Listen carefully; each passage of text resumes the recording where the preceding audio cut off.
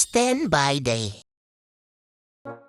ហើយថ្ងៃសៅរ៍ធ្វើដេកបានយូរឯណាចាំថ្ងៃយាមអីណាសែតហ្មង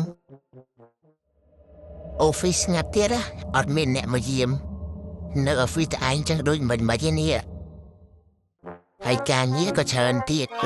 stress លេខភ័យដាក់ជំនាញស្ដាប់សិនមាត់នេះអែមហៅមួយសិន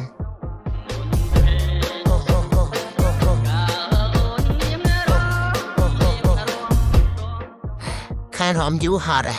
ជាងម្ដងអូវិញអូឡា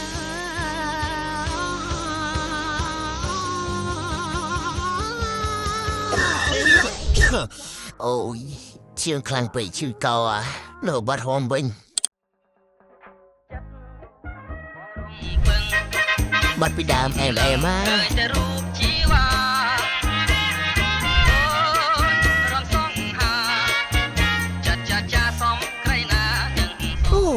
ហត់ធ្វើការម្នាក់ឯងសប្បាយមួយយ៉ាងបានហមបានជឿជើងទៅរត់លេងសើខ្លាចធ្វើការតសិន